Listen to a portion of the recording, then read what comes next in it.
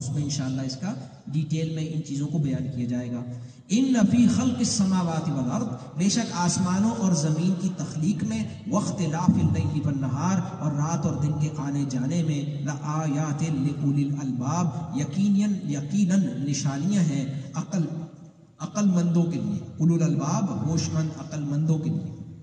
اس میں نشانیاں ہیں آسمان اور زمین کی خلق السما. اب خلق کا مطلب ہوتا ہے ان کے اندر، یعنی ایک تو یہ ہے کریشن پروسیس کی بات کی ہوئی. خلق السماوات والارض یعنی کہ جیسے کہ یہ ہیں، اب ان کو اسٹڈی کرنا کہ یہ کیسے ہیں، یہ کس طرح کیوں ہے، یہ ایسا کیوں ہے، ان کی پراپرٹیز کیا ہے. کیا السماواتی والارض. اور واختلاف اللیل والنہار، یہ ہے رات اور دن کا اختلاف کا مطلب ہے آنا جانا، پھر کبھی رات بڑی ہو جائے کبھی دن بڑا ہو جائے. اس میں نشانیاں ہیں عقل مندوں کے لیے. اب کس چیز کی نشانی؟ وہ آگے آ رہا ہے حقیقت کو پہچاننے کی. آگے فرمایا الذین یذکرون اللہ، یہ وہ لوگ عقل مند کون ہیں جو اللہ کو یاد رکھتے ہیں. یذکرون اللہ کا ذکر کرتے ہیں، اللہ کو یاد رکھتے ہیں.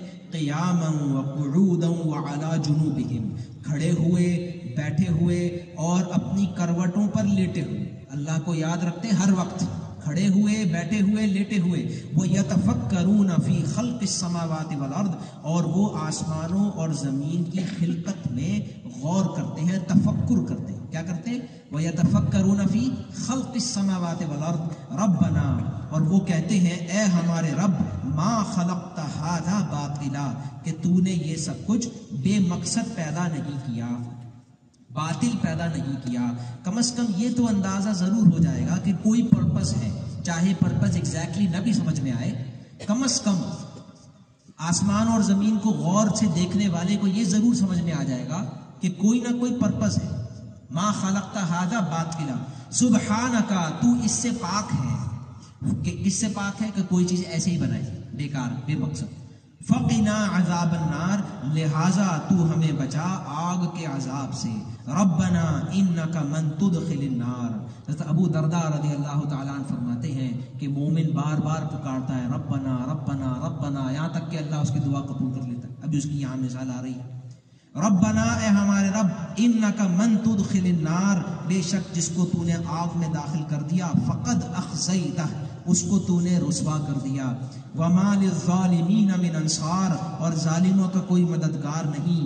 ربنا، اے ہمارے رب، اننا سمعنا منادیا ینادی للایمان، بے شک ہم نے سنا ایک پکارنے والے کو، منادی ایک آواز لگانے والے کو، ینادی للایمان، وہ آواز لگا رہا تھا ایمان کی. ان آمنوا بربکم، کیا کہہ رہا تھا؟ اے لوگوں ایمان لاؤ اپنے رب پر. فآمنا، تو ہم ایمان لیا. اے ہمارے رب، ہم نے سنا ایک پکارنے والے کو. جیسے آتا ہے نا کبھی کوئی پکارنے والا، کوئی دہی بیچ رہا ہوتا ہے، کوئی کہتا ہے کہ پتہ نہیں کیا ٹوٹی لگوا لو اور وہ صحیح کروا لو، بہت سارے کام کرتا ہے ایک آدمی. اور اس طرح کے لوگ ندائیں لگا رہے ہوتے ہیں سڑکوں پر، یہ خرید لو وہ خرید لو. یہ ایک عجیب پکار ہم نے سنی. وہ پکار لگا رہا ہے آمنوا بربکم، ایمان لاؤ اپنے رب پر. فآمنا، تو اے اللہ ہم ایمان لے آئے. اب اس میں جو بات ہے جس کے بارے میں آپ صلی اللہ علیہ وسلم نے شاید فرمایا ہو کہ جو اس کو سنے اور اس پہ غور نہ کر لے، کہ ایمان لائے ابھی، اور اوپر ذکر ہو رہا تھا آسمان و زمین پر غور و فکر.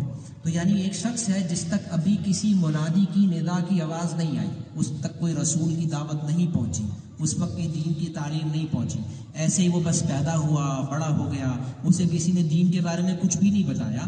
وہ بھی اس نتیجے تک پہنچ سکتا ہے کہ یہ سب کچھ آسمان اور زمین کسی نے تو بنایا ہے اور کسی بڑے مقصد کے لیے بنایا ہے. چاہے مجھے سمجھنا ہے مقصد ایگزیکٹلی ہے کیا، لیکن باطل تو نہیں ہے. بنانے والا وہ اتنا عظیم ہے کہ باطل نہیں ہو سکتا، سبحانک، وہ اس سے پاک ہے. اور دوسرا یہ کہ پھر آگ میں جو داخل ہو گیا وہ رسوا ہو گیا. اس کے بعد یہ ہے کہ ایک ندا آئی جب کہ اے لوگوں ایمان لاؤ اپنے رب پر، تو ہم ایمان لے آئے. ربنا فاغفر لنا ذنوبنا، اے ہمارے رب معاف کر دے ہمارے گناہ. وکفر عنا سیئاتنا، ہماری برائیاں ہم سے مٹا دے. وتوفنا مع الابرار، اور ہمیں موت نصیب فرما نیک لوگوں کے ساتھ. مع الابرار، نیک لوگوں کے ساتھ، یعنی نیک لوگوں کے ساتھ ہوں گے تو مریں گے بھی نیک لوگوں کے ساتھ. نیک لوگ زیادہ کہاں پائے جاتے ہیں؟ اس پاکستان میں 90% پلس مسلمان ہیں. اگر آپ یہاں سے کہیں اور جا رہے ہیں تو ذرا پرسنٹیج دیکھ لیں. یہ پاسبلٹی، یہ پروبیبلٹیز ہوتی ہیں. پھر جس آفس میں آپ بیٹھ کے کام کریں گے وہاں کس کی کتنی پرسنٹیج ہوگی، وہ ہر ویکینڈ کہاں پائے جاتے ہیں. کہیں ایسا نہ ہو کہ معال ابرار کی جگہ معال فجار انتقال ہو رہا ہو. تو آدمی کو سیٹنگ بنانی پڑے گی اس طرح کی کہ جب میرا انتقال ہو تو میرے آس پاس نیک لوگ ہوں. یہ خود بخود نہیں ہو جاتا، آدمی کو اس کے لیے کوشش کرنی پڑتی ہے. یہ سورہ توبہ میں آئے گا کہ نیک لوگوں کے ساتھ ہو.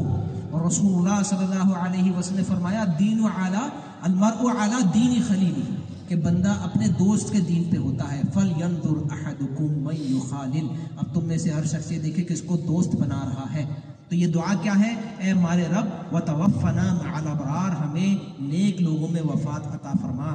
ربنا، اے ہمارے رب، وَآتِنَا مَا وَعَدْتَنَا عَلَى رُسُلِكَ، اور ہمیں وہ کچھ عطا فرما جس کا تو نے ہم سے وعدہ کیا اپنے رسولوں کے ذریعے.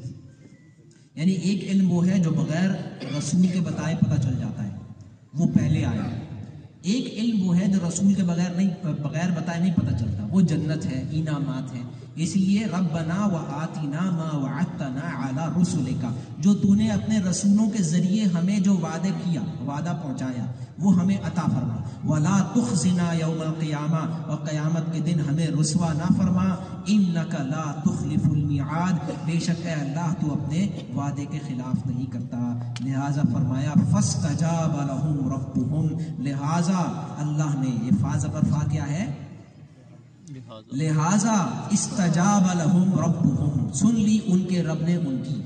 ابو درداء رضی اللہ تعالیٰ عنہ اسی کے حوالے سے فرماتے ہیں کہ ربنا ربنا بار بار بولتا ہے بندہ اور اللہ تعالیٰ اس کی دعا سن لیتا ہے. آگے چل کے دیکھیں گے کہ اللہ نے کہا کہ اللہ کو اس کے ناموں سے پکارو، تو اللہ کے نام لے لے کے دعا کرنی چاہیے.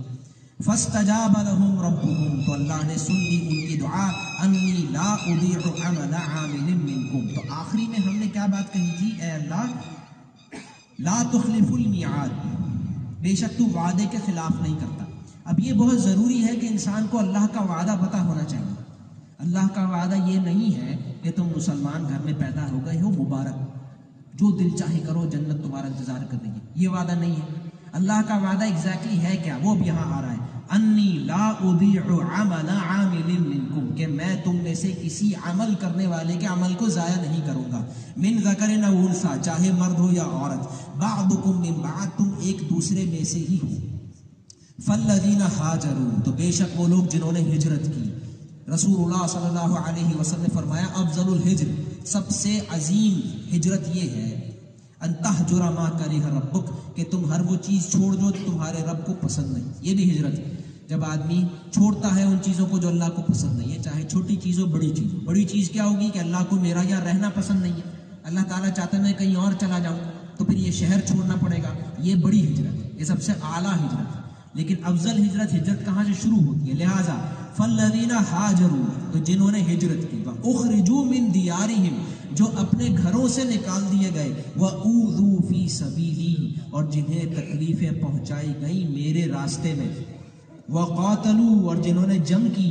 وَقُتِلُوا، جو شہید کر دیے گئے. لَأُكَفِّرَنَّ عَنْهُمْ سَيِّئَاتِهِمْ، دیکھیں یہ ہے وعدہ، اس کو کہتے ہیں وعدہ پورے زور کے ساتھ. پہلے لام زبر لا، لَأُكَفِّرَنَّ، اور پھر نون تشدید. لَأُكَفِّرَنَّ عَنْهُمْ، اس کا ترجمہ ہوگا میں ضرور بالضرور ان سے ان کی برائیاں دور کر دوں گا. وَلَأُدْخِلَنَّهُمْ، اور میں ضرور بالضرور داخل کروں گا انہیں. جنات تجری من تحتها الانہار، ایسی جنتوں میں جن کے نیچے نہریں بہتی ہیں. تو اللہ کا وعدہ کس سے؟ سب سے نہیں. میں عمل کرنے والے کا عمل ضائع نہیں کروں گا. اور جس نے ہجرت کی، جہاد کیا، جنہیں گھروں سے نکال دیا گیا، میرے راستے میں تکلیفیں دی گئی، جنہوں نے میرے راستے میں جنگ کی، جنہیں شہید کر دیا گیا، ان سے وعدہ کیا ہے کہ انہیں لازماً اللہ جنت میں داخل کرے گا جن کے نیچے نہریں بہتی ہیں. لازماً ان سے ان کی برائیاں دور کرے گا. اللہ تعالی ہمیں ان میں شامل فرمائے. ثوابا من عند اللہ، یہ اللہ کے ہاں سے بدلہ ہے. واللہ عندہ حسن الثواب، اور اللہ ہی کے پاس ہے بہترین بدلہ. لا یغرنک تقلب الذین کفروا فی البلاد. اتنے واضح الفاظ ہیں کہ اے مخاطب، اے پڑھنے والے، کافروں کا یہ شہروں میں عیش کے ساتھ چلنا پھرنا کہیں تمہیں دھوکے میں نہ ڈال دے.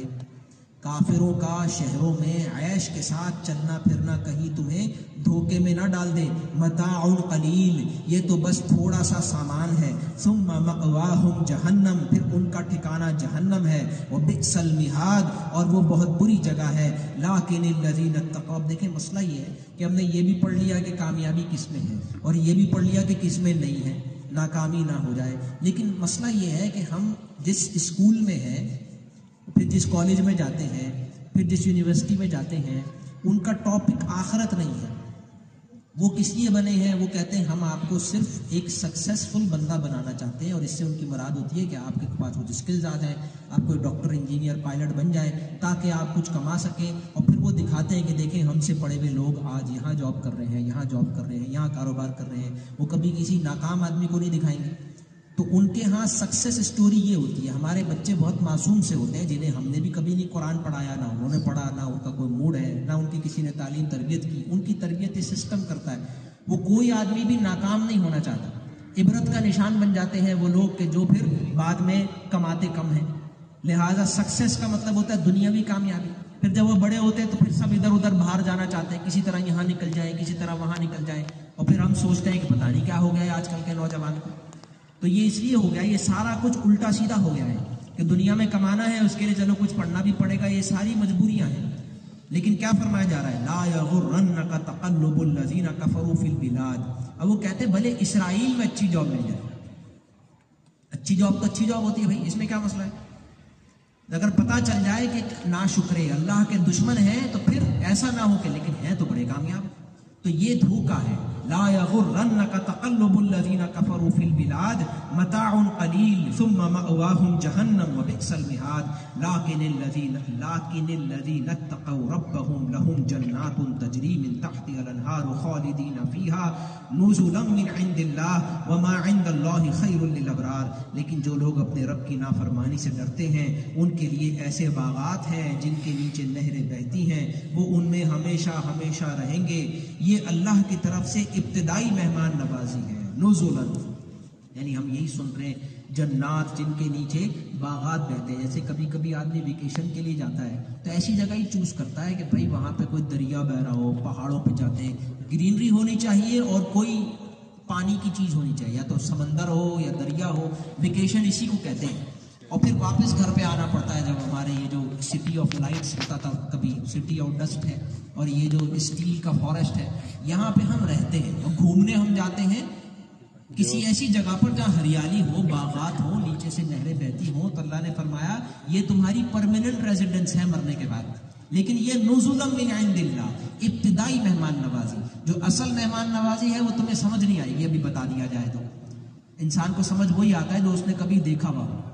آپ کو کوئی ایسی چیز کا نام بتایا جائے جو آپ نے کبھی سنا ہی نہیں، آپ کو پتہ ہی نہیں ٹیسٹ کیسا ہے، دکھتا کیسا ہے، تو آپ کو کیسے انجوائے کر سکیں گے؟ جتنا کچھ بتایا جا رہا ہے یہ کیا ہے؟ نزلا من عند اللہ، اللہ کی طرف سے ابتدائی مہمان نوازی. وما عند اللہ خیر للابرار، اور جو اللہ کے پاس ہے وہ بہترین ہے نیک لوگوں کے لیے. بر جو ہم نے پڑھا کیا ہوتا ہے؟ بر نیکی، ابرار نیکی کرنے والے لوگ. وَإِنَّ مِنْ أَهْلِ الْكِتَابِ لَمَن يُؤْمِنُ بِاللَّهِ وَمَا أُنزِلَ إِلَيْكُمْ وَمَا أُنزِلَ إِلَيْهِمْ خَاشِعِينَ قَلِيلًا أُولَٰئِكَ لَهُمْ أَجْرُهُمْ عِندَ رَبِّهِمْ إِنَّ اللَّهَ سَرِيعُ الْحِسَابِ.